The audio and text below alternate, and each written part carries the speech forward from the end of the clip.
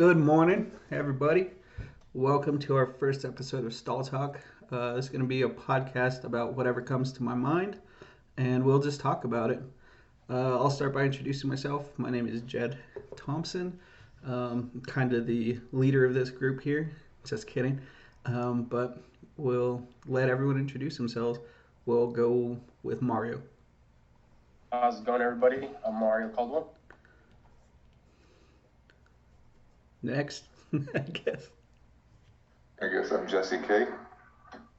I'm John Lee. I represent the diversity card of this podcast too, so we can get started. Just so everyone knows, we'll be calling Jong Korean Juan, in case that confuses you. Love it. Hopefully he responds to it. All right, guys, so today our topic is going to be 90s crushes. Everyone has a 90s crush, I think, at least every sane person. It was a time of beautiful people, and we just want to get to know each other's 90s crush. So we're going to start with TV stars. Who are your TV stars' 90s crush? And we'll start with Mario on that one. Oh man, so that one, I think for everybody, there's going to be plenty of options available. But the one that resonated with me the most was Topanga from Boy Meets World. That one, even though she was a child during that show, she was a woman to me. And it was just She was as much of a woman as you were a man. Exactly. You know, it was love at first sight. Every episode I watched because of her. It broke my heart that, you know, she settled for a Corey Matthews. You know, that bummed me out tremendously throughout the years, but Three-headed fuck. you know, it was just one of those things with damn. You know, she's so beautiful, so smart. But at the same time, it did give me hope though, because you know, Corey Matthews is a horrendous looking human being. You know, and most men are. So at least have proper expectations on what's to come. I will give you the she was on Maxim cover a couple of years back. We're talking about Danielle Fishel, right? Yes. Topanga from Boy Meets World, and she did age well, and it, like she still looks, you know, hot. So yeah, she's still gorgeous. I think she's 39 right now. Man. I gotta agree, man. She was gorgeous in the 90s, and you know, and like Jung said, she aged well. She's just a beautiful woman, and yeah, I mean, I think that's one of the places I got my confidence from, because like you said, Corey was not a good-looking guy. Men are not good-looking individuals, so I was like, if Corey can get a beautiful woman, anybody can. So, you know, never thought about my looks when I was asking out beautiful women, because I'm like, Corey Matthews can do it, Jed Thompson can do it. You know what I mean? Also, Mike. no, absolutely, and just a little caveat, just some of our TV crushes from the 90s may not age well like Topanga did, so you know that does speak. Gotta throw that out. Yep. All right, so next, let's get Jesse's 90s TV. I know we're all gonna have our own, you know, individual, you know, pick, but you know, it's a good pick. All right, It's a good pick. Jesse, what was your 90s TV crush, brother? My 90s, you gotta go all the way to the West Coast, man. That Bayside high, you know what I'm talking about. Saved by the Bell, you know, some Tiffany Amber Thiessen, Kelly Kapowski. I think everybody had a little bit of a crush on that cheerleader. And everybody wanted to be Zach Morris. Everybody wanted to have that amazing cell phone that he had back in the 90s. That was bigger than your head. That's so true, man. Yeah, Zach had a good life. He did, man. He was able to do pranks to his principal and get away with it. I think if any one of us tried to do something like that in high school, we would have been expelled. Oh yeah, our principal was terrible, but you know, that's a story for another time. Kelly Kapowski is the topic, and you know, I agree with this one also. You guys have good taste, man. Kelly Kapowski was beautiful. Definitely.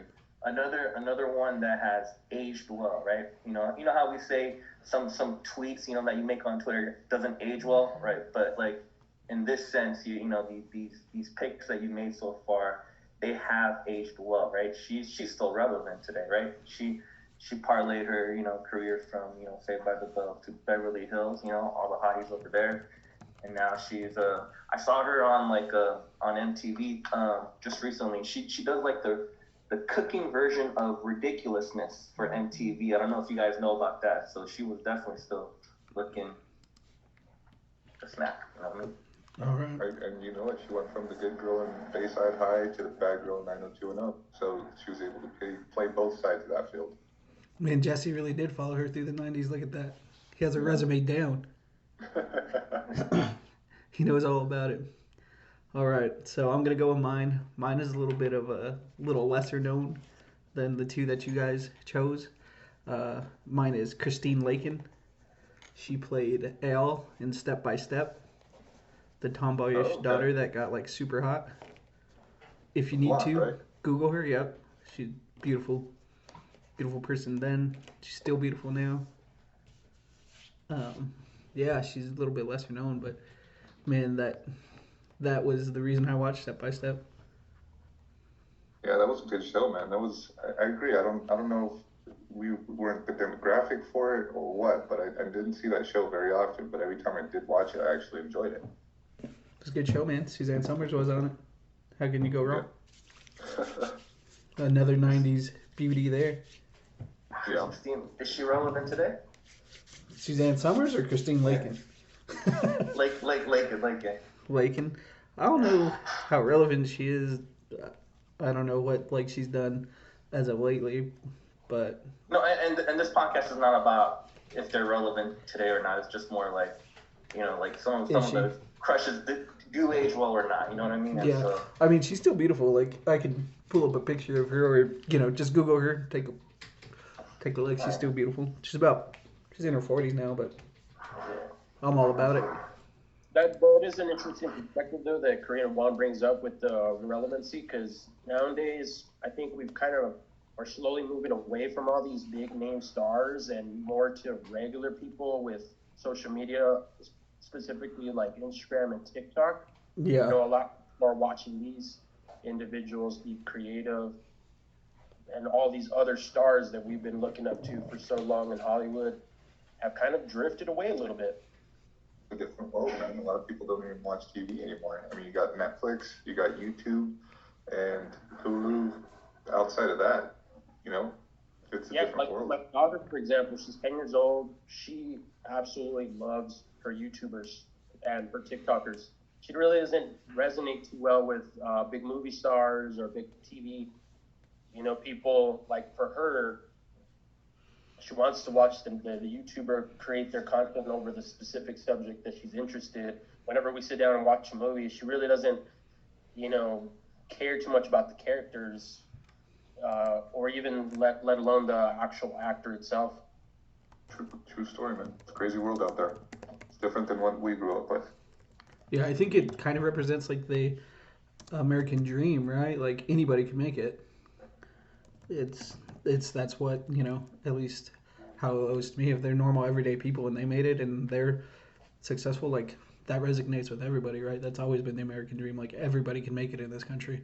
So I don't know. Maybe I'm overanalyzing, but that's kind of what it seems like to me. I see. All right. Well, Korean Juan, what's up with yours, man? I guess okay. So just to kind of round out the TV round here, I have one here that. So for me, she was everything in the 90s, right? But today, she doesn't have that, that baby fat cuteness that, that I liked when she was a kid. But how many of you guys know Christina Ricci? Christina Ricci. Come on, man. Everyone knows Christina Ricci. Yeah, everybody knows. Come on, man. Was she a TV star back in the day? No, I mean, she wasn't a TV star, but she was a movie star. I did mess up there. My bad. Oh yeah, you put the pick in the wrong I category. Well, that's Casper's girl, man. You can't mess with her. Yeah, absolutely. Okay. Yeah. So I messed up there. But back in the 90s, I was a big Nickelodeon guy. Any of you guys Nickelodeon fans back in the day? Yeah, of course, man. I grew up on Nickelodeon. Yeah. Yep. How many of you guys know The Secret World of Alex Mack? Do you guys remember that show? Yes, Any sir. of you guys? Yep. Well, there was a girl in there, Larissa Olenek, right? And she, if you guys don't remember, like she was the girl with the superhero powers with like, what I described it as like Capri Sun liquid. I don't know if you know what I'm talking about. Yeah, definitely. She doesn't look that good, you know. Like I mean, you can say she's pretty, but you know, like I didn't think of her as that hot as I did back when she was, you know, when I was in 6th grade. You know what I mean? Back in the 94, 95, 96. They had a 4-year run, and she was just kind of just like my cult following, right? So Larissa Olenek. She got big in that movie 10 Things I Hate About You. Yeah. Yeah. So my girls love that movie still. she was definitely cute in that movie. So yeah, I get it. She's pretty. Yeah, and definitely, you know, one of the reasons why I started liking white girls. You know what I mean? So yeah. So give me Larissa Olenek. It's not a like an obvious pick like Tiffany Amber Thiessen, you know, or Danielle Fishel, but you know, she's mine, you know what I mean? And so that's my pick, Larissa Olenek. I think for us it was more about being relatable. Right? She was closer to our age, you know, so it really didn't matter if she was this beautiful woman, but it was somebody that you were able to relate to, somebody that you could see yourself maybe possibly seeing in real life and having a conversation with. So I think that was a big selling point for us being so young in the 90s, you know? Absolutely. So I kind of wanted to save honorable mentions to the end, but this one I just can't keep to myself, you know, because I'm very surprised that one of you did not pick her. And she would have been my number 2 choice. Very close to number 1. Amy Jo Johnson, the Pink Ranger. Kimberly? Yep, Kimberly. She basically was the 90s to me, you know. Just definitely. Every day I'd go home and watch the Pink Ranger. You know, like everyone was talking about like Power Rangers. I'm like, yeah, that Pink Ranger, she's all about it. Well, I mean, I was gonna save this to the honorable mention, but back in the 90s, Terry Hatcher was. You guys remember Terry Hatcher, Lois and Clark? Superman. Yeah, Yes, sir. yes, sir. And that's TV, you know what I mean? And so that was like, I was looking for it every Sunday on ABC. Every Sunday on ABC. That was the Superman that I grew up with. Like, Christopher Reeves was older than us, but that man right there was my Superman. So he's the one that I was like, oh, he was that or the cartoon. And either one, I loved them. Yeah, Dean Cain, Terry Hatcher. Dean Cain, Terry Hatcher chemistry was off the chart. I love Terry Hatcher, you know what I mean? So she will always be Lois Lane to me. Right, that's almost the only thing I know her. Is like, I know she's been in a bunch of other stuff, but I'm like, what's up, Lois Lane? Yeah. Well, since we mentioned our honorable mention, do you guys, the other people have the honorable mentions in the TV category, just in case we might have stole it? Because I had Tiffany Amber Thiessen, but no, man, I had no honorable mentions. I went with number 1. Same. Me and Jesse, we just select. I mean, you guys gonna like Winnie Cooper from Wonder Years? Oh yeah. That was before. Was that 90s? That feels like that was 80s. I think that was 90s, bro. Was it? Yes. It just had an old school feel to that TV show because I guess it was supposed to be about the 50s, right? I don't know. I don't know. Are we talking about the same show?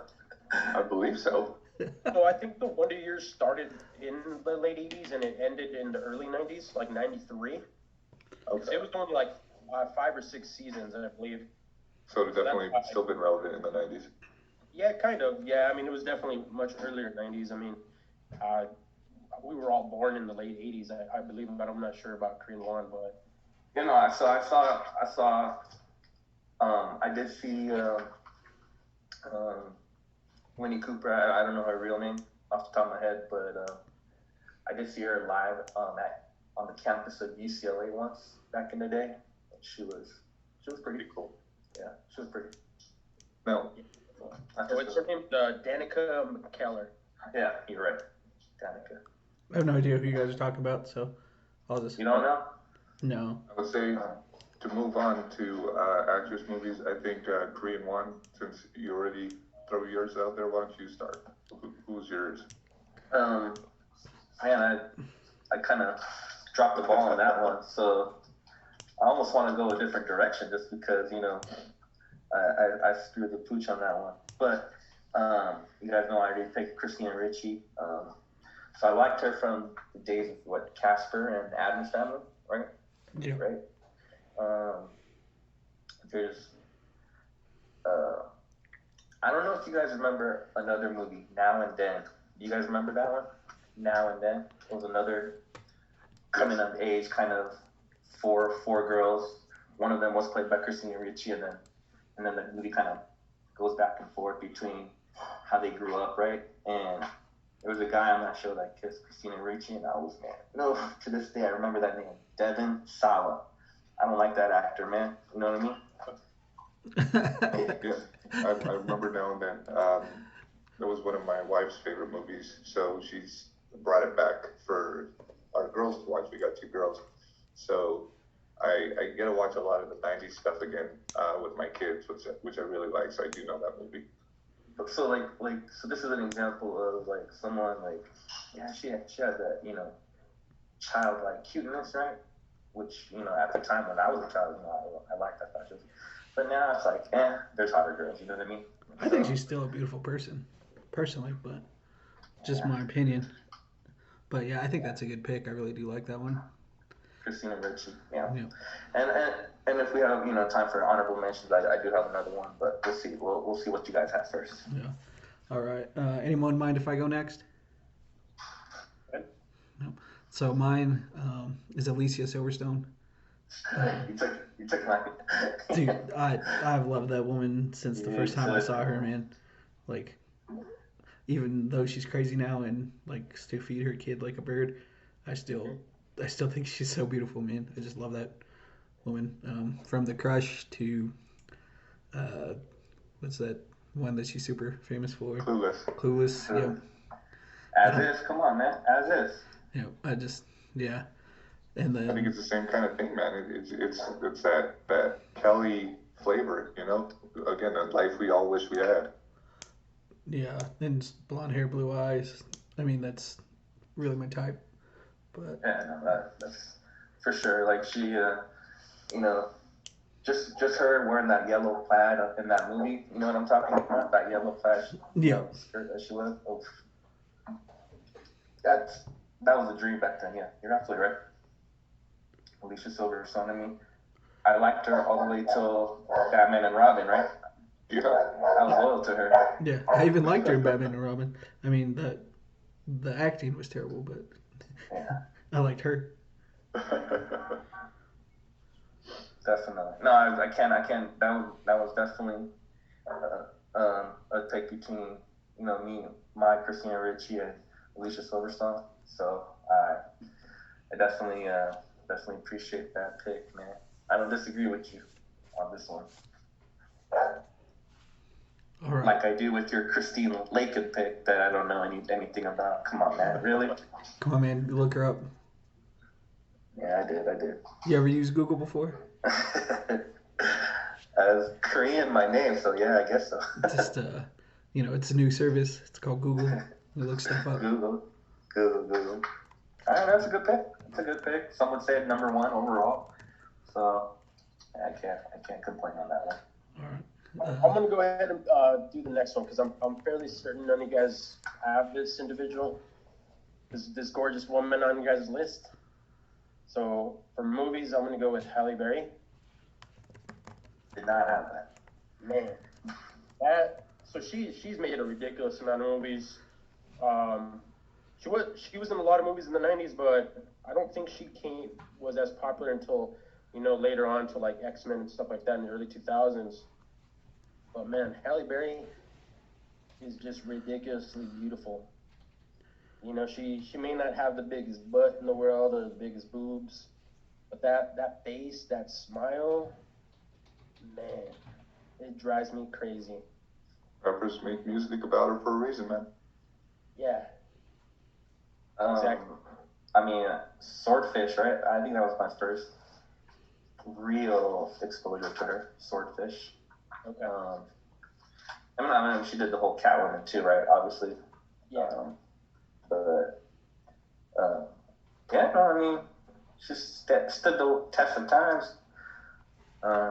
Yeah, she's still gorgeous. She's still smoking hot. She's in her 50s now and still beautiful. Yeah, that is a very solid pick, sir. Yeah. Not on my list, as you said, but yeah. But could easily be on your list. I think the reason she wouldn't be on like most 90s people's list is because, like Mario said, she became a star in like the 2000s. All right. Kohlbacher. Okay. One I'm surprised you guys haven't gone after yet is Jennifer Love Hewitt. Yeah. Yes, sir. Man. She quintessential 90s right there. I think one of the quintessential movies of me growing up was Can't Hardly Wait, man. I thought that movie was hilarious, and she was the unattainable girl that he was chasing throughout the whole movie.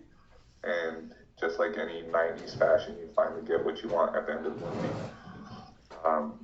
And I Know What You Did Last Summer, again. How can you forget? Yeah, just packed of 90s stars that I think have probably all aged pretty damn well. Oh no, she's aged well, really well. Yeah, Can't Hardly Wait, man. Another movie that gave the ugly guys confidence, man. Like, all right, that redhead could get her. I can do this. I can make it somewhere in life. Yeah. No, she was my definite like middle school crush, right? Kind of like that 6th, 7th, 8th grade years. Yeah. Oh yeah. She was also, I don't know if you guys ever watched it, but Party of Five back in the 90s. It was a TV show. Yeah. Nev Campbell was on there, and it was a sad show about these kids losing their parents and having to grow up. And I think she dated Scott Wolf, who was one of the brothers. A good TV show. I remember the name, but I don't remember the show. Which one? The Party of Five? Yeah, Party of Five. I remember the name of it, but I don't remember watching it. So yeah, no, just in preparing for this draft, I was telling Jed I have like a big board, of draft just in case you guys all stole my picks, right?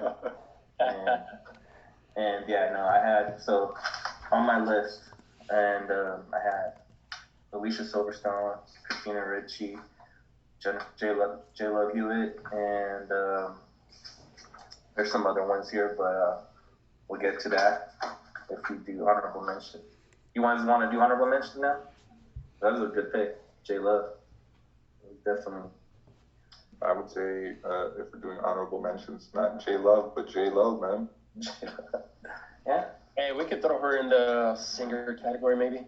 True. She goes both ways. Yeah. So a pick you guys I had on my list, and I had a tough time seeing where I kind of placed her or ranked her, especially between her and Alicia Silverstone. I love Liv Tyler. I don't know if you guys know how hot she is. Man. Empire Records, Armageddon, she had the legs for days,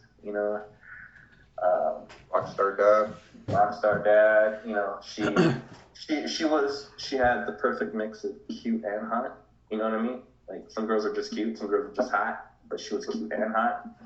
And Liv Tyler, man. I have two honorable mentions that I think are quality. One, Michelle Pfeiffer, just one of the most beautiful women that I've ever seen in my life. Yep, she's just gorgeous.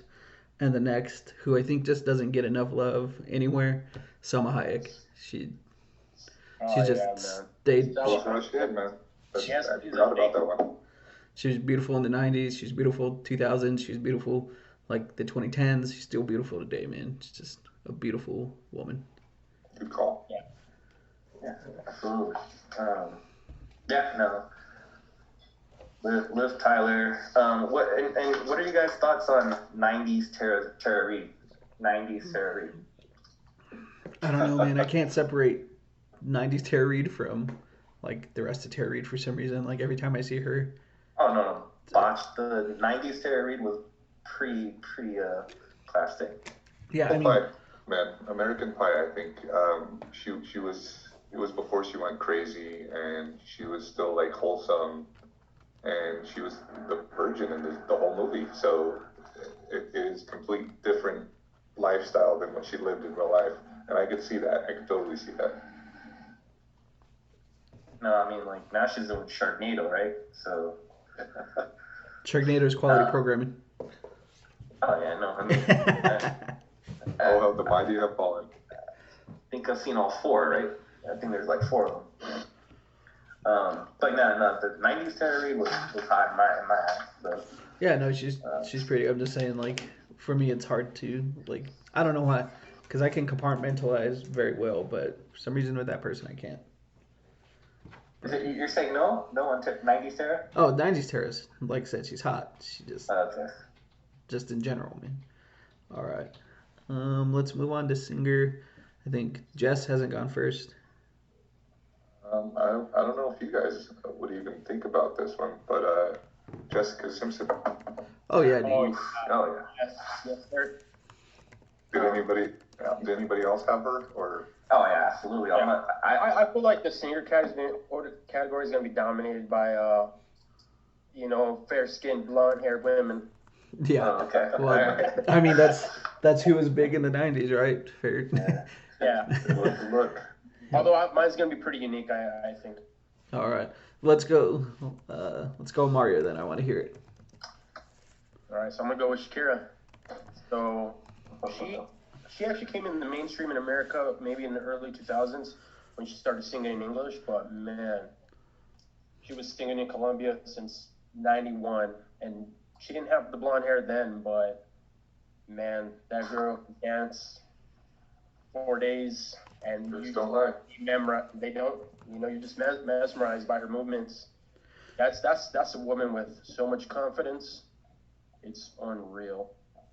Oh yeah, dude, she is beautiful. She's like really just a beautiful woman. Like if you think about beautiful, that's her, dude. Shakira's awesome. Yeah, and she embraces all her entire being. Like she always talks about how she has small breasts. Oh man, she's just that woman's gorgeous. Oh yeah, I agree. I don't think there's anybody who wouldn't agree with that. And if you don't, there's something wrong with you if you don't think. There's something wrong with you. Yeah. Yeah, no, Shakira, yeah. Yeah, definitely. I'm already disappointed that Jessica Simpson's off the table. Man, that was my. Yeah. Gotta go down my draft board now. Jong has like backups on backups, man. Yeah, like there's four of us. I gotta have four backups. Yeah, just in case you guys steal, and you did. When you go first, you tend to take it. You know what I mean? Yep. So, yeah, Jed, what do you got? Dude, Christina Aguilera, man. Just. Oof. Yeah. For me, that was it, dude. That was the height of beauty in singers in the '90s. Oh yeah. Genie in the bottle, man. She barely made it. I think it was 1999, right? Yeah, I think she's like 98, 99. She came late '90s, but she still qualifies. She was in the '90s. To be fair though, she could have been a TV star too because she was on the Mickey Mouse Club. Yeah. With Britney Spears and Yeah. Justin Timberlake. JT. Yeah. So she goes way back. I guess she totally would be 90s. Yeah. So, yeah, if Juan was on, he would take Justin Timberlake as his '90s crush.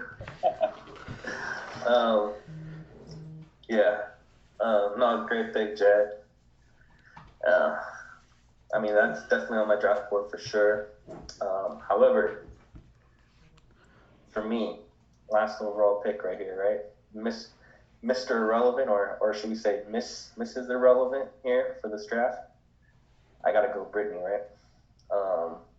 Britney Spears. You know, when she popped on the scene, you know, she blew my mind with those high school girl skirts, right? She blew my mind. John, don't get too excited, bro. Calm down. It's just a podcast. Take a breath, brother. Take a breath. Sometimes it's good that it's just our voices. I'm going down memory lane right here. You know what I mean? We can tell, man. We can tell. I think a tear came to your eye, man. Like, seriously. She was definitely untouchable in the 90s, man. She came out as the #1 pop star, and she continued to live that #1 lifestyle into the 2000s. I don't think there's anybody on this planet that didn't know who Britney Spears was. So good call, man. Things weren't ever the same after, 98, you know what I mean? 98, 99. You know, when she came out with that. When she just came out, you know what I mean? Debut. So. Oh yeah, dude. No, she's beautiful. I still think she's beautiful, actually. I mean, she's a good looking lady. For me, she's probably aged well than Christina. You know what I mean? Christina was definitely hotter. You know what I mean? Christina was definitely hot. Britney was cute. I would say Britney definitely aged better today than Christina did. But that's just my opinion. I agree with the initial statement that Christina Aguilera just had this ridiculous hotness to her, and she matured that. And Britney was cuter, but I don't know, man. Britney's had a rough time. Oh, I'm not talking. Shaved head. No, I'm not talking about that era. But she's killing it in Vegas right now. You know, so yeah, still making that money. Yeah, man. Say that again. Yeah. Okay. There's I thought she wasn't doing anything at all. I had no idea she was living in Vegas. They just put out a documentary about her, saving Britney Spears or whatever. Like, her dad's her conservator. It's like this big old thing. I think it's on Netflix. You should watch it. Okay, which is funny because people think it's she's she wants to be freed or something. It's pretty funny, and she kind of plays along to it. But yeah. But even I think that Britney Spears was one of those pinnacle women.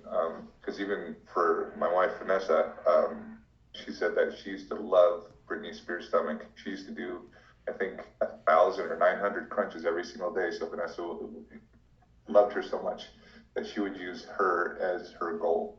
So Vanessa would do 500 crunches every single day. And she's like, I don't even know how this was possible that she would get to that 900 or 1,000 crunches. So I think everybody in the world just saw Britney Spears as this almost untouchable being, you know? Yeah, she definitely had that spotlight for a good moment, and I don't know, my daughter's only 10 and she knows who Britney Spears is. Yeah. No, she's so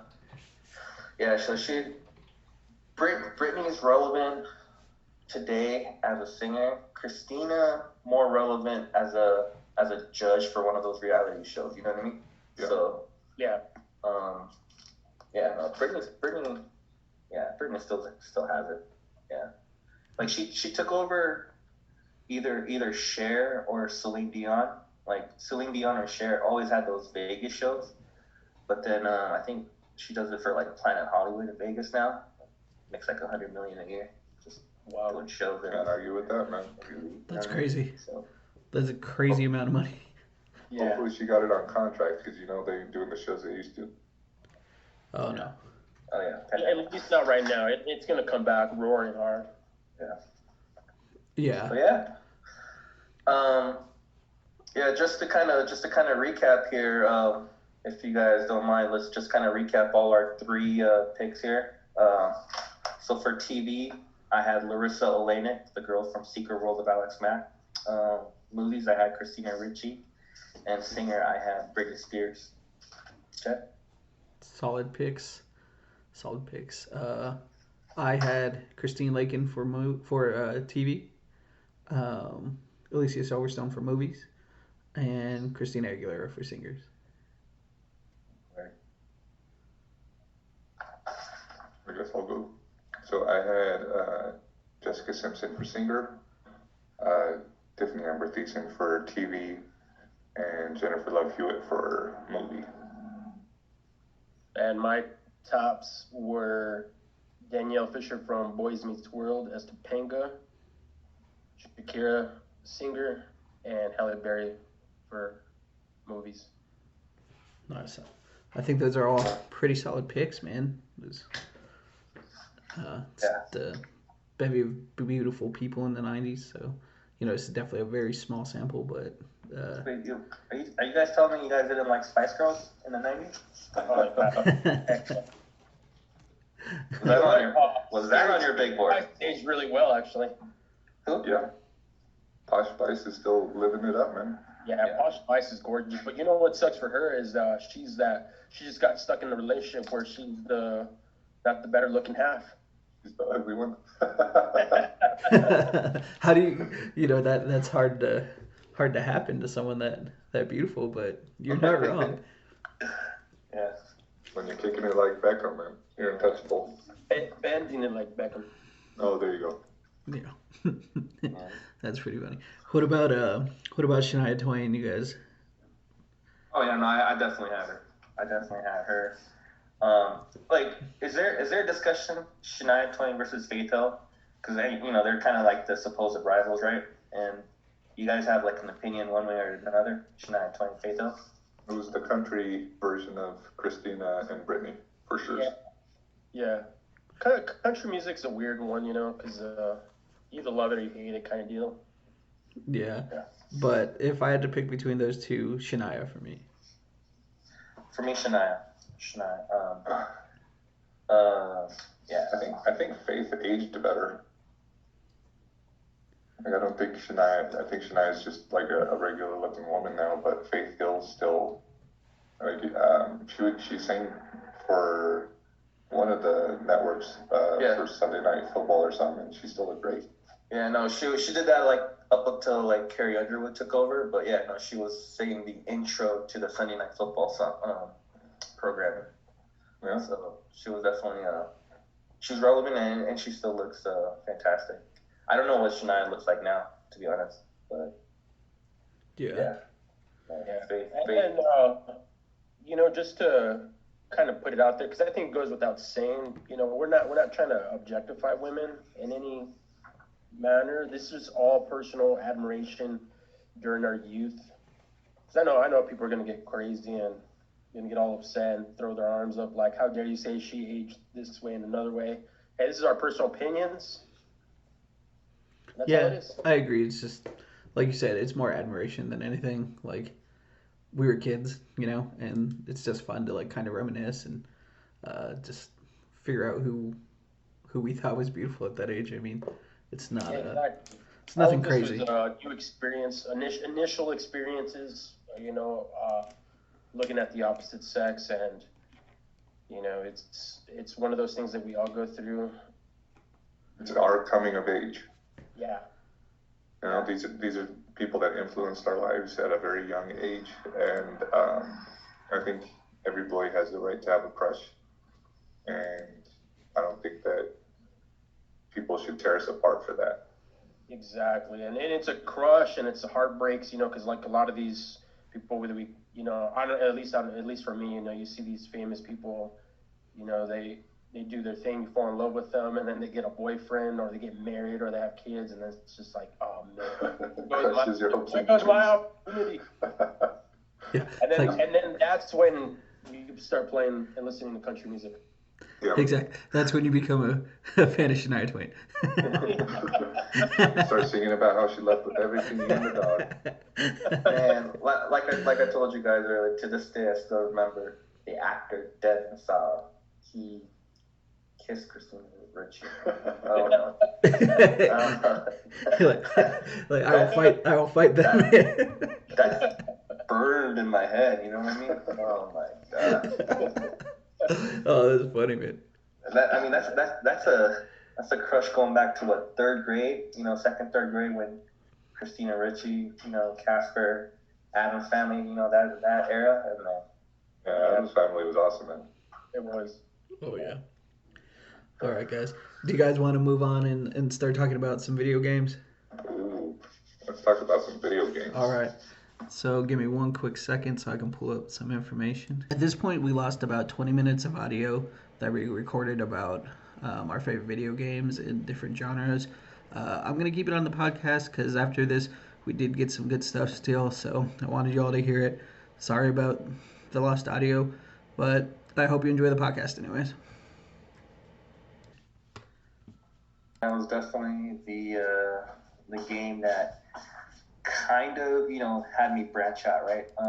For me, that was a PlayStation game, right? And so I loved it, and so right around the time when I was playing the 64 and 64, I started branching out, and that was one of the first games that I was playing on the PS. I won't mention the other game just for the podcast sake, but yeah, no, Tony Hawk's Pro Skater 2, which they released 1 and 2, just recently, and so yeah, I love it. I love Tony Hawk's Pro Skater.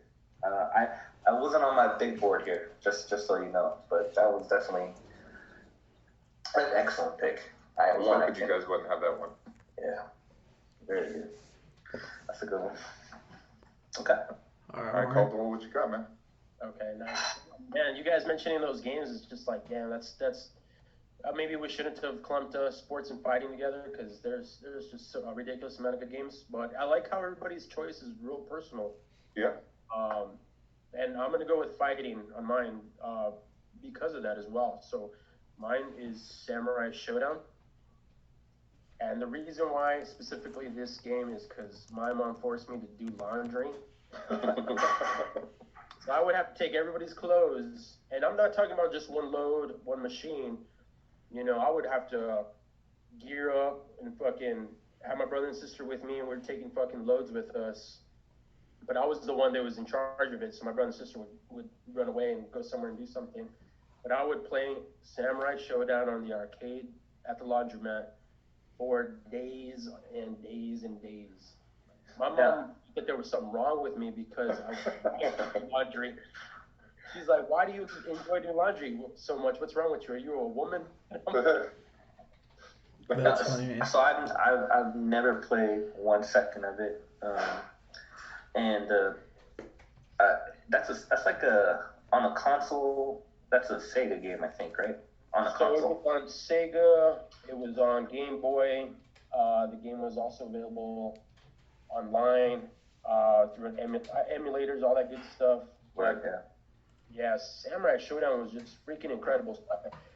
I mean, for those that know me well, I'm obsessed with Japanese culture. Japan is an amazing island that's, at one point was the second largest economy in the world. And Japanese just have a way of storytelling. This particular fighting game, they copied a lot of aspects of Street Fighter, but the setting was in, Japan with the Tokugawa era, and the protagonist, emulated this Miyamoto Musashi like character. And man, who wouldn't want to have a katana just so you can slice anything, in half with like butter? Yeah. So that game was just amazing. I remember the main character was very Ryu-like, except with long hair and a katana.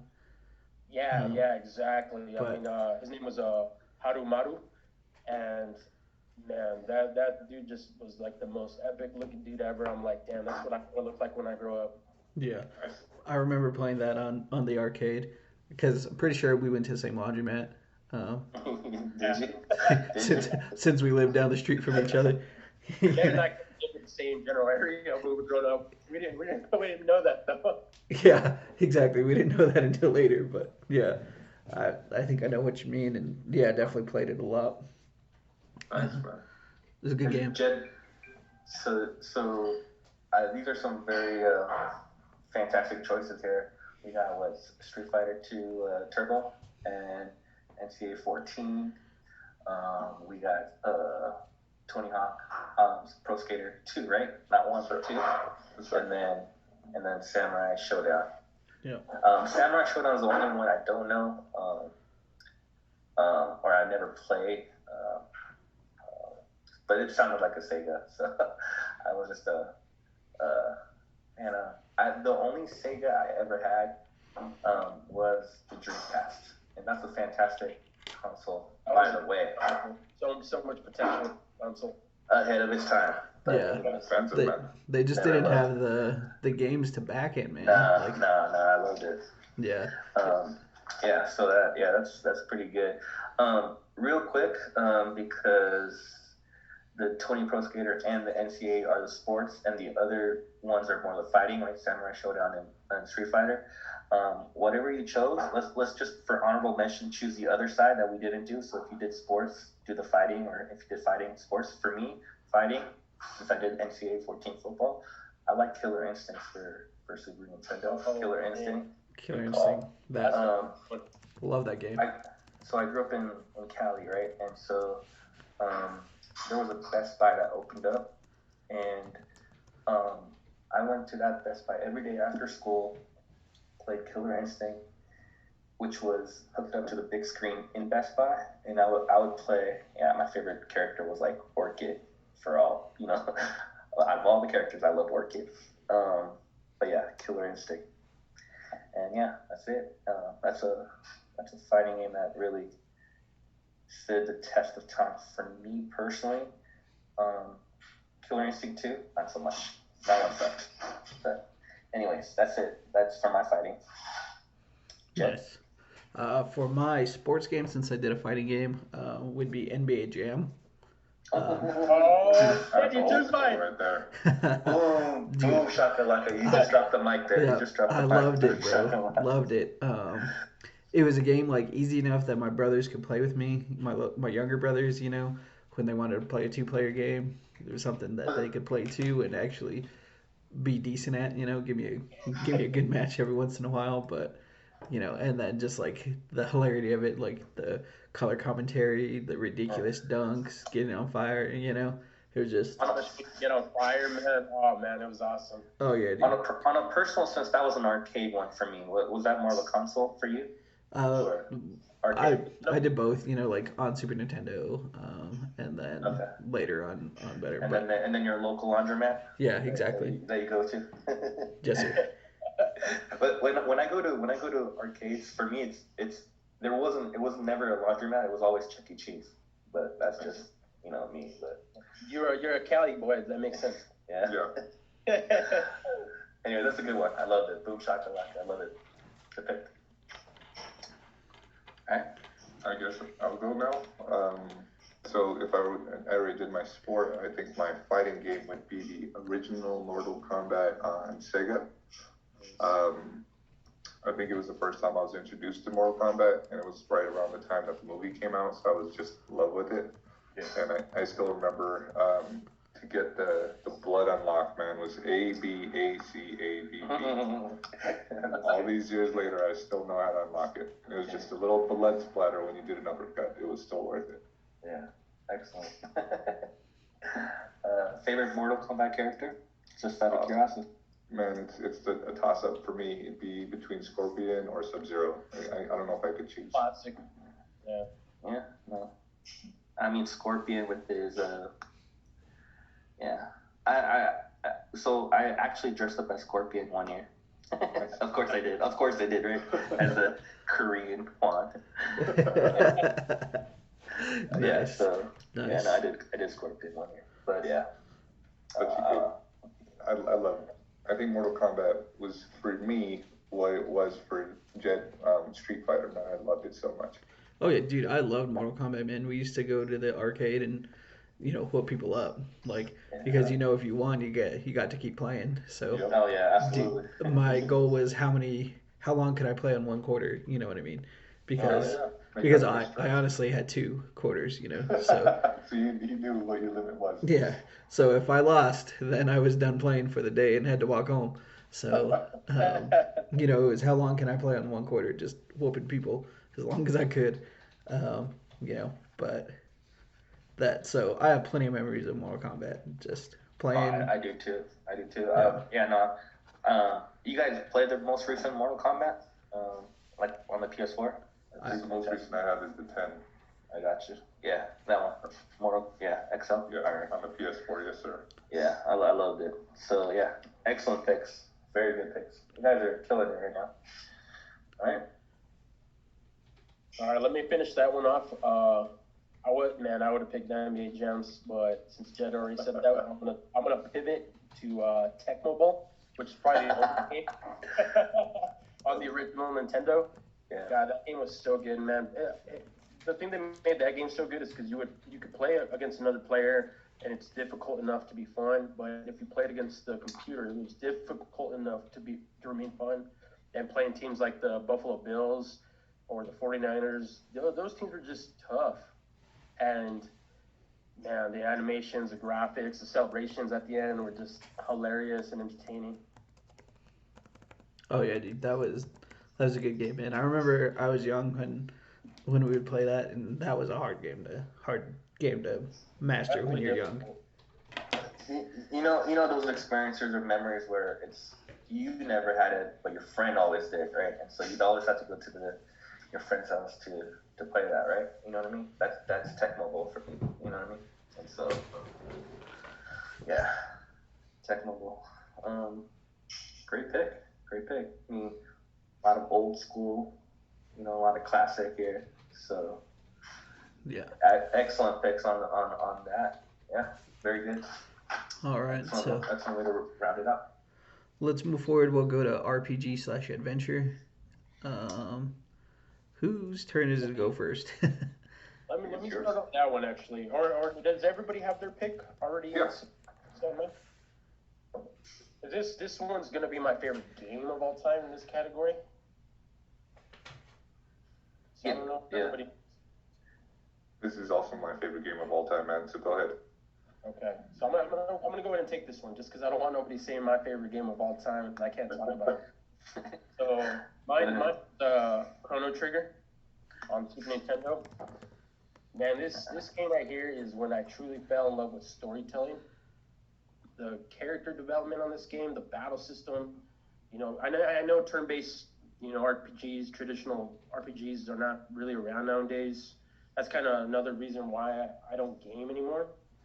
But man, Chrono Trigger, the music, everything about this game was just incredible. And like Jesse mentioned earlier, it was nice because at this point, the Super Nintendo was allowing you to save your files. This one gave you an option of multiple saves. So you can, it had so many multiple endings. Revolutionary. Revolutionary, man. The cast was massive. You can switch up your party to various characters with unique attributes and abilities and magic. Chrono Trigger is hands down the greatest game ever created on any platform, in my opinion. Nice. I never played it, but I'm savvy enough to know that that's a classic in many people's, many critics, many people, many friends. So no, I've never played it, but yeah.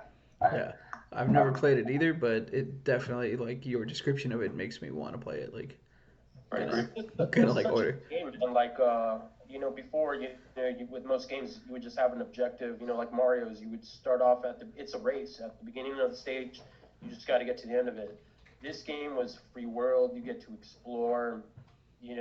Every interaction, you learning stuff and the story. That's what drew me in, and that's why. I don't want to mention any other games because I can go off on RPGs forever, and there's so many good ones that might be just as good. Sure. Yeah. I'll name as an honorable mention if they're not called out, but yeah.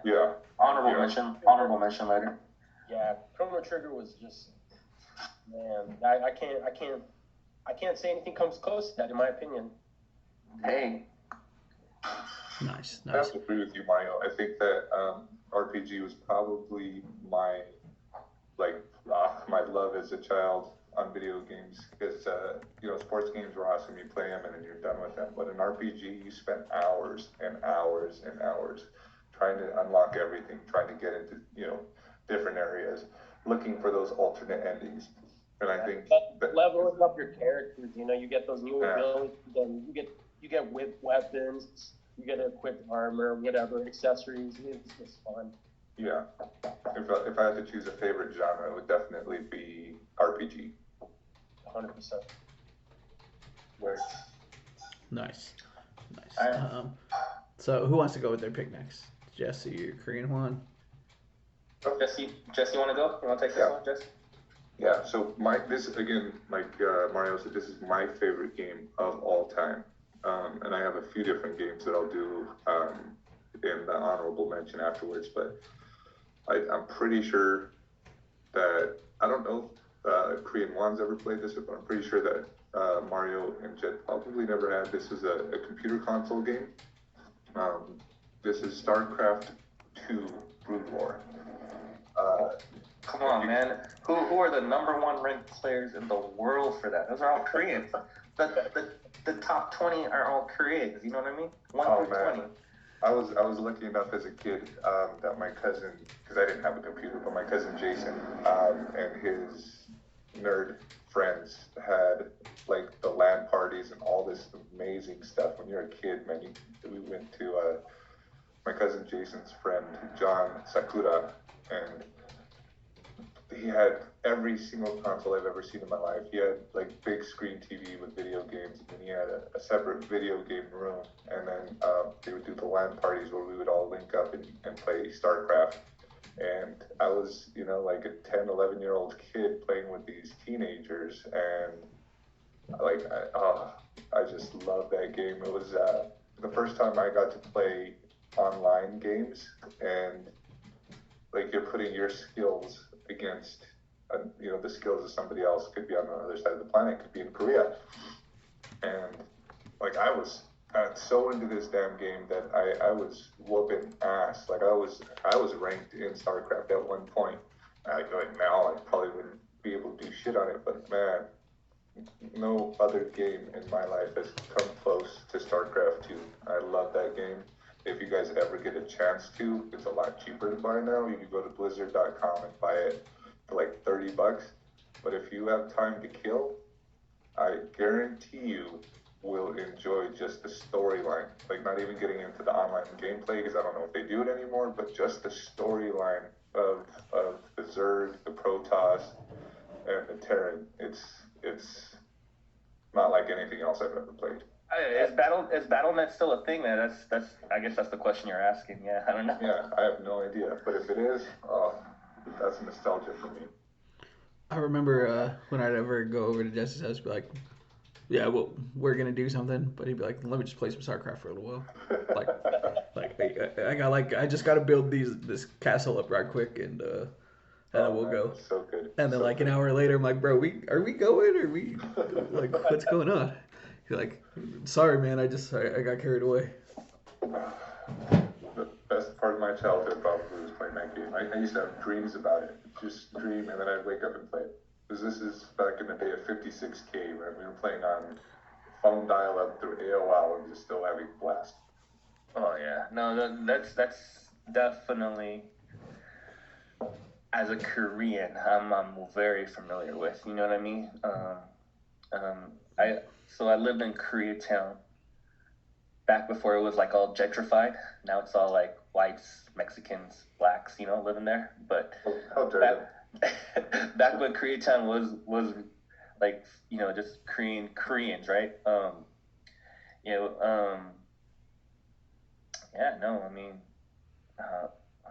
haven't been in Koreatown internet cafes, in a long time, but that was like the jam in Koreatown, you know what I mean? So yeah. All those internet cafes were filled with people, Koreans playing,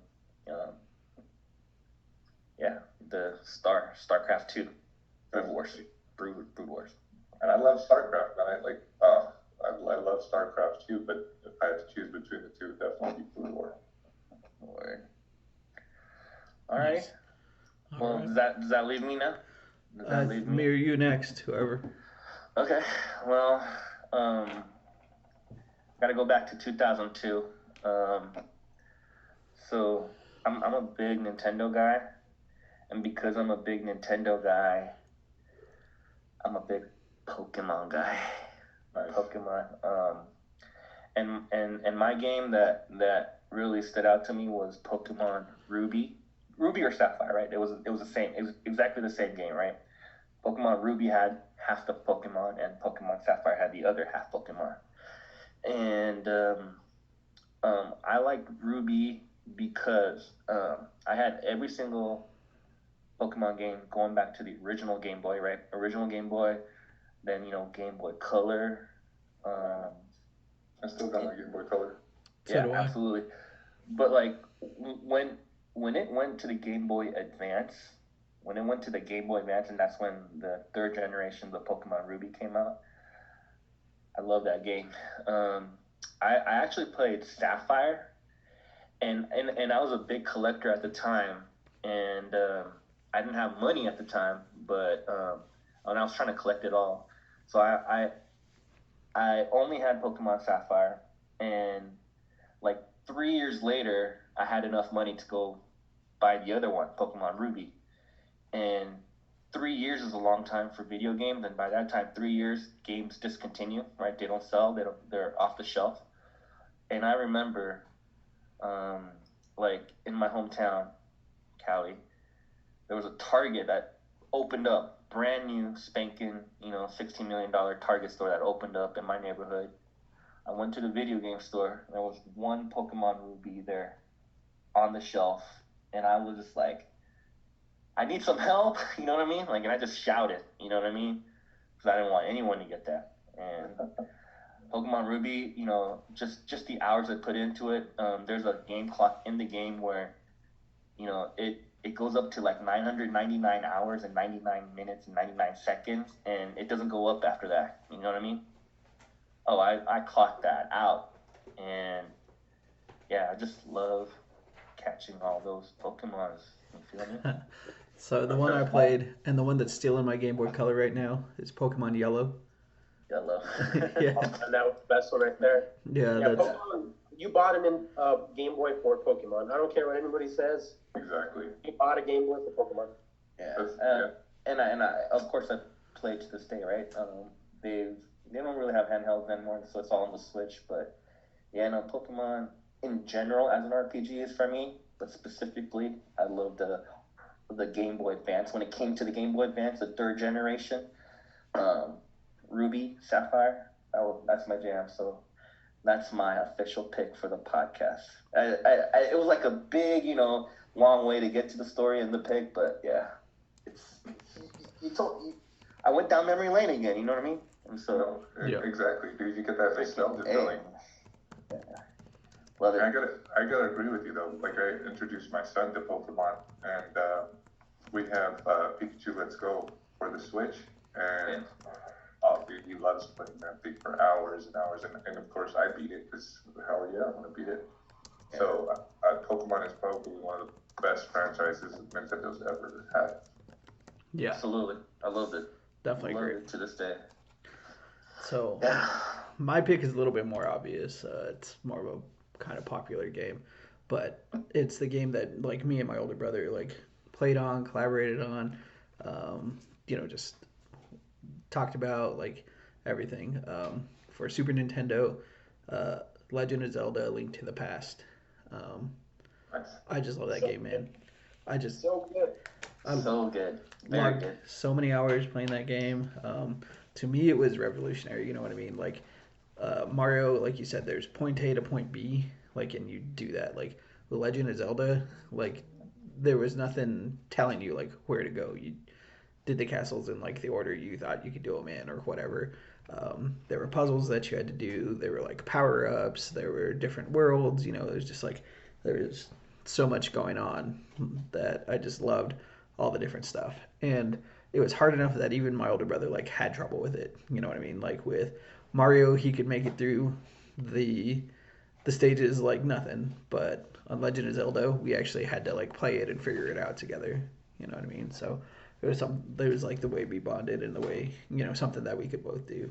And I love that game, man. To this day, I still every couple of years I'll go back and play it and beat it, and Awesome. And just dude, it holds up. It really does. No, it definitely does. Just Super Nintendo was definitely that's a classic for me. Just kind of like that top-down view, right? You know what I mean? Which the original Zeldas were. Yeah. Just kind of like that top-down view. It was fantastic. I liked it, so I liked it a lot. I actually have that. I I won that cartridge at like a afternoon daycare. They were pawning all these video games off, and I picked that. It was between that and Donkey Kong, and I was like, no, give me Zelda. Link to the Past. I love that game. Love that game. Oh yeah, dude, Donkey Kong is a good game too, though. I love that game. Oh yeah. Great franchise in Nintendo right there, man. Zelda's.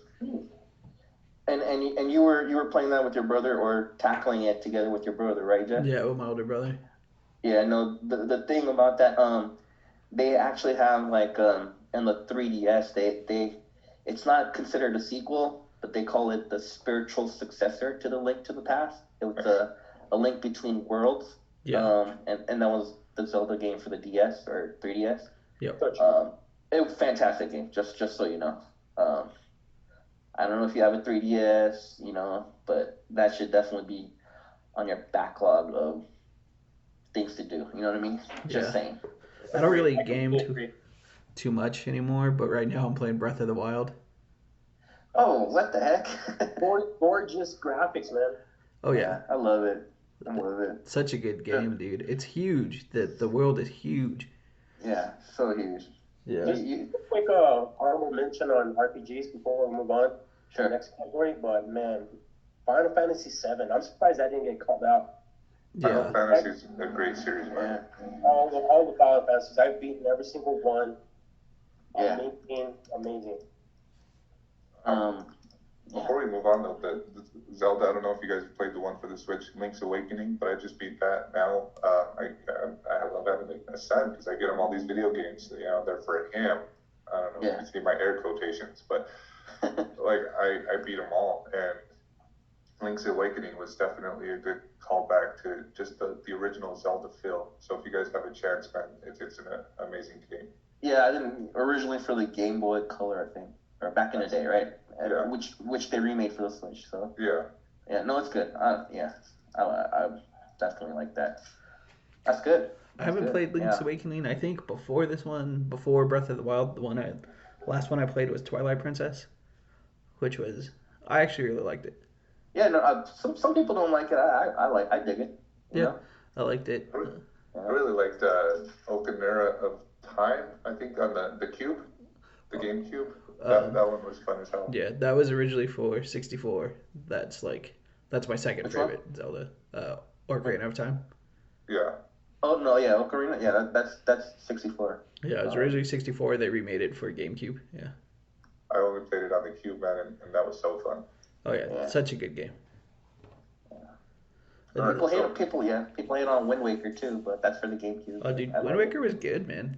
I thought it was. I thought I was gonna like it, but once you actually start playing it, the gameplay is really good. I digress, though. I digress. Get it on Majora's Mask as well too. Oh yeah, dude. People used to hate on Majora's Mask. I think it's just because Majora's Mask was hard, man. Yeah. A little more mature, right? Had that little more mature feeling, but not that. It was hard to get through just because of the whole time reset and stuff, and you had to kind of start from scratch if you weren't doing things in the right order. A little bit of a challenge. Yeah. No, I definitely think that there's.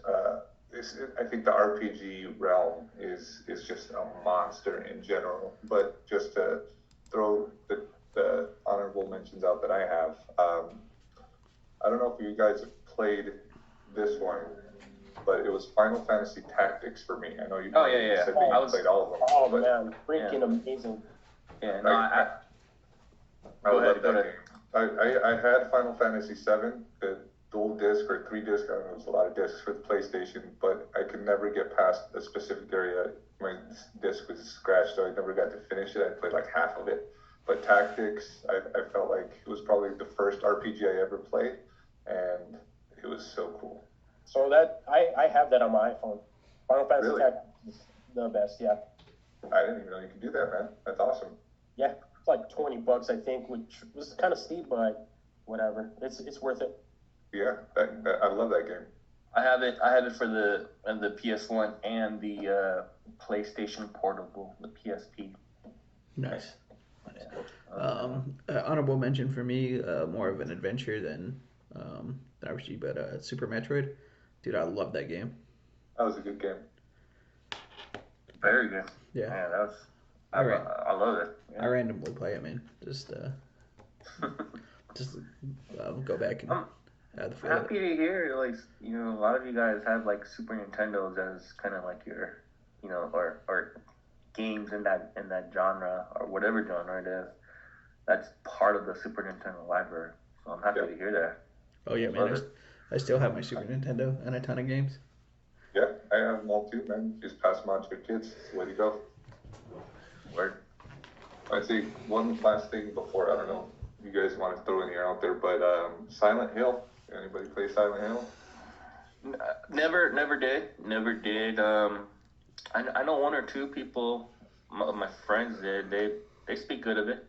So Such a fun game. If you ever get a chance to go back through, like, obviously the graphics aren't there. They don't hold up in our day and age, but like that game scared the shit out of me. Like, it was one of those games where you go around the corner and like the Resident Evil, but almost more of a storyboard that you could follow.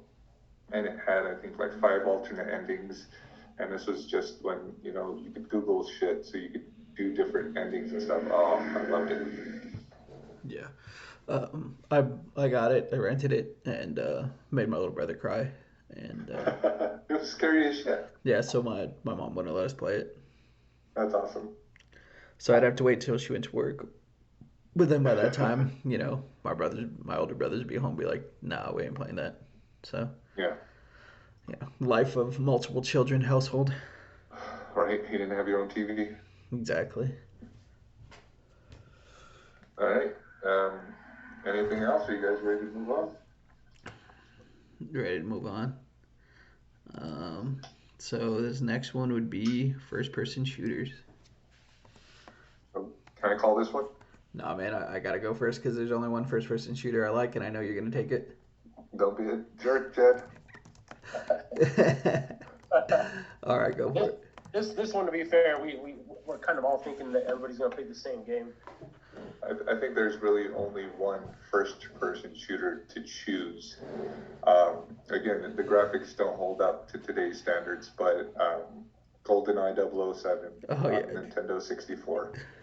I probably spent more time on that shooter, and like I'm a COD guy. Like, I love Call of Duty, but man, GoldenEye was just the first and the best to me. Man, I have never played any other first-person shooter because I get motion sickness from like the camera angles and stuff. So GoldenEye is the only one I ever played, man. So Yeah, GoldenEye does it for me too. And it looks like we lost Korean 1. damn it, KJ. He was like, I'm outside of this, man. You guys are going to start talking about dumb things. he was like, everyone just got to choose GoldenEye. I ain't freaking participating. It's crazy, man, but GoldenEye, I think, is just easily the freaking consensus. That game was amazing.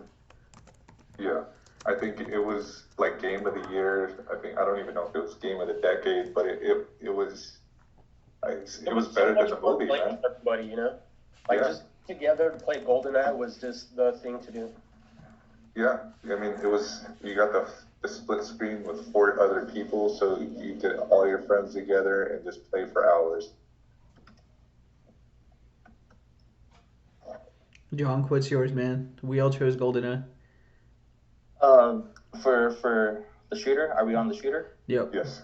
I dropped connection. My bad. So I'm just coming back on. I like Bioshock. You guys ever play that game? Yeah, really good game. Yeah, it came out like in 2007. And the first one was definitely something I really loved. I mean, like, for a first-person shooter game, I like story-based. I'm definitely into story-based, and just kind of the whole 1960s kind of timeline. I kind of love. You know what I mean? Just the old periodic kind of timelines.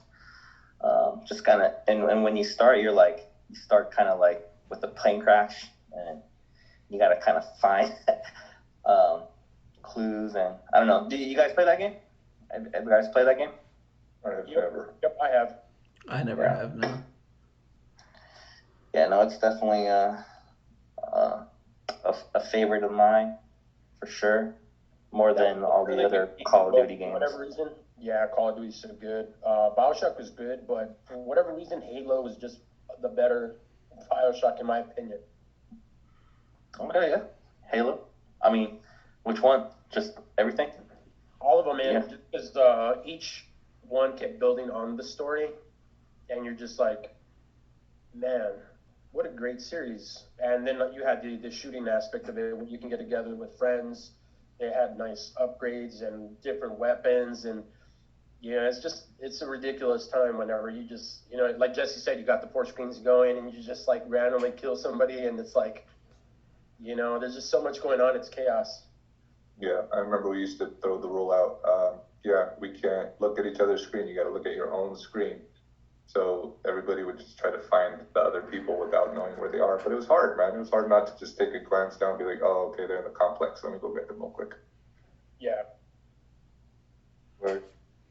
I would say, since everybody's gone through, honorable mention for me would be Call of Duty Modern Warfare, though. As a single adult male, I spent many, many, many hours playing that game by myself. Yeah, I know. Like, Jed would come over and he'd be pissed if that game was on. He'd be like, "Man, we got to change that shit, man. Let's put on some Super Smash." oh, dude, we played hours of Super Smash. Yeah. Super Smash is probably one of my favorite group games of all time. Oh, yeah, dude, Super Smash is great, man. I remember it's so good, like, at one time I would put, like, all of the people, like, the computers at, like, their highest level and still just whoop the shit out of them. That's sick. That's when we used to just play every day, but, I mean, now if I put, like, them on medium, they would destroy me. Right. It was good times, man. I remember leaving Jed's house and my eyes are just killing me because I wouldn't blink the whole time we played. Right. Like, if you blink, you die. Did you guys have any, like, Counter-Strike kind of fad going on back in the day? Counter-Strike? Dude, Counter-Strike was a computer game. Of course I played that. Yeah. That was, not my honorable mention. I don't really have honorable mention because shooter games, while I did play them, they weren't my thing, you know what I mean? I definitely liked RPGs and adventure, adventure. Yeah, those ones are hard to beat. Jesse and I already said our favorite games, but what are your guys' favorite games, Jed? Oh, my favorite game all time is Zelda, A Link to the Past.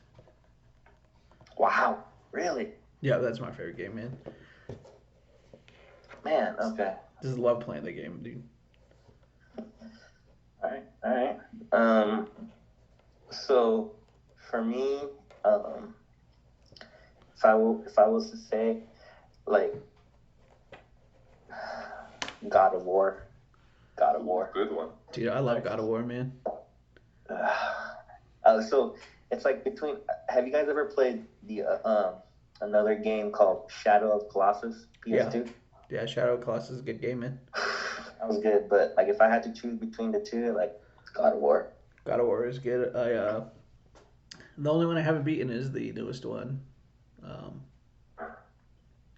The newest God of War? Yeah, I started it and like it kind of diverged from the rest of God of War, so I was like, I don't know, but I'll pick it back up eventually. I think you should pick. Yeah. I heard the storyline is very good. It is. I would agree. Yeah, no, God of War. Man, it's tough to pick one, but like, if I had to gun to my head, yeah, it's probably God of War. The PS4, like the most recent one. Dude, That's it's the one that got me into God of War, man. He used to bring that over. He'd be like, you got to check this out. And I did. And it is definitely one of the best games of all time. The graphics were just insane. So good. Heck yeah. Yeah, that was tough. I love the What about gameplay. computer games? What? Jesse was big computer games. Did you guys play any computer games? I didn't have a computer growing up, so I never like got into them. And then by the time I was an adult, I was like Console or nothing. You guys are losers. Just And kidding. that's the thing with console, is they make it convenient. With the computer, you got to do a little bit more work. That's where you see the more of the diehard players play. The only computer game I ever played was Spore. Did you guys ever hear of that one? No. Negative. So it was this game where you were just this microorganism, and you literally had to evolve into a civilization. It was a lot of fun. Yeah. Like for me, PC wise, I only played like Prince of Persia or FIFA 98. You know what I mean? And so those were the only like PC games I grew up with. Prince of Persia is a good series. All of Blizzard's games, man. I played Starcraft, Starcraft 2, Starcraft 3. I played Warcraft 3. I played Diablo 2. So I've played a few different RPG games on computers, and I think, especially back when we were kids, you were using a whole computer's operating system. You're using like an actual hard drive. You're using an actual graphics card. You're using a PC's computer chip, and a console just couldn't stand up to that. These days, they're building mini computers out of consoles. Like a PS3, I think, was one of the most revolutionary things when it came out. And then, of course, the PS4, now the PS5. But back then, a console just couldn't hold a stick to the graphics of a computer. And I think that's one of the reasons why I loved it so much. Sounds like Oregon Trail with all the floppy disks to me. Oregon Trail is a legendary game, man. I love that game. Oh, yeah. I died of dysentery. Oh, yeah. I died of dysentery. I would always name my character Jessica Kolbacher. Make sure he died. See, there's many ways I could die in the West. Yeah, Jesse died by bear attack. just to kind of wrap up here. Earlier, you guys were talking about arcades, and for me, like one of my favorite things of all time, right? Like cartoons or whatever, Ninja Turtles, right? I grew up Ninja Turtles. Yes. I love Ninja Turtles. I have all the action figures, you name it, right? And so, for me, the arcade version of Ninja Turtles 2, I love that game. You know what I mean? And they did release it for the NES, and yeah, I love that game. Was that Turtles in Time? No, Turtles in Time is one of my favorite games. Was Super Nintendo. That was Super Nintendo. Turtles in Time was the best, man. Yeah. No, I agree. The one I played at Chuck E. Cheese was the Ninja Turtles 2. Yeah, arcade edition. Even Ninja Turtles 1, I don't know if you ever played that, but I still own that for NES, man. Oh, yeah. That's the hardest game ever, period. I don't think I ever beat it. Yeah, you can't get past like the third level. Yeah. No, man. Eventually, my Nintendo would give out and just start resetting itself before I ever even got close to beating it. Did you know which one? You can't defeat it even as an adult. Like the only way you could actually beat it would be like emulation, stop, save, pause, save. Kind of. Yeah. Like you couldn't beat it. Like that's the only way I have beaten it, and I only wanted to do that to see what happens at the end because you didn't know. So you did it. The one that used to like always overheat my Nintendo and like stop it was Double Dragon. Be like playing, I'd make it to like the 4th level, and then my Nintendo would just reset. I've never beat that game because of it. Another great series. I love Double Dragon 1, 2, and 3. For real though, you guys are talking about you never beaten the game because the system overheated. But even with no system overheat, Ninja Turtles was the hardest game, period, and that's widely accepted. You know what I mean? In the so stop trying to throw your stuff in there, Jed. Oh, sorry. In the gaming community. Sorry. Yeah, okay. No, dude, I never beat that game either. Like, I would make it through the water world or whatever with all the electricity into the next city, and then in that city, like after a while, I didn't know what to do anymore. Like, I'd just be like, there wasn't enough pizza to help your life neither. Yeah, exactly. No, but honestly, as an adult, I bought a Super Nintendo just for Turtles in Time. I freaking love that game, man. Yeah. Oh yeah, dude. Ninja Turtles 2 is good too, but Turtles in Time Man was just next level. Hey, just so you know, like in eBay, they sell just the box cover of the SNES cover, just because it's such an iconic cover. Wow. Turtles in Time. That's one thing I like. As we get older, the proprietariness of these systems is going away, so they're able to remake these systems for so much cheaper. I don't know if you guys know, but I think the licensing on like the 64 just ended. So if you guys don't have one, you could go on eBay now and buy one for, like $40. So if you got some games you loved as a kid, now's the time to buy the systems. Yep. I mean, like plenty. If I had time, I'd buy Perfect Dark. You know what I mean? Yeah. Perfect Dark. Man, there were so many SNES or N64 games I love. Of course, I love GoldenEye. GoldenEye was my first one. Mario 64 was my love, though. That became my love, though. That's probably my favorite platform game. Mario 64. Mario 64 was good, but I think Mario Kart was funner. It was that split screen, man. We'd have 4 people rocking at the same time. It was like if you played Mario 64, it was a one player. You have to take turns, but you got that Mario Kart with the split screen. You get everybody going at once. That was the shit. Oh yeah, dude, that was the best. Yeah, absolutely. Good stuff, man. Yep, good stuff. A very good podcast here today. Yeah, I agree, man. I think we really fleshed out these games, man. And we're all 90s games people is what's funny, man. You like, forced me to go down memory lane, man. Yeah. Like, we geeked out, man. If some kids listen to this, they're going to be like, I don't even know what that is. There's some old dudes right there. What are they, Gen Z? Gen Zs? What are they? They're going to call us millennials, man. Be like, go choose your Harry Potter house.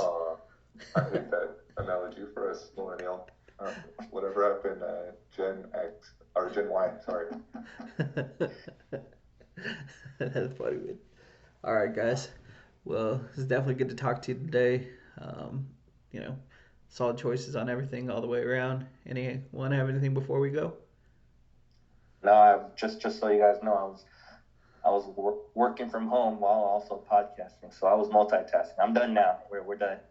I like he's got to throw that out since his boss is on the podcast. Yeah, he's like, I was They'll listen to me years from now. I was actually working. Yeah, dude, I'll put this up in like 2 to 3 years. No.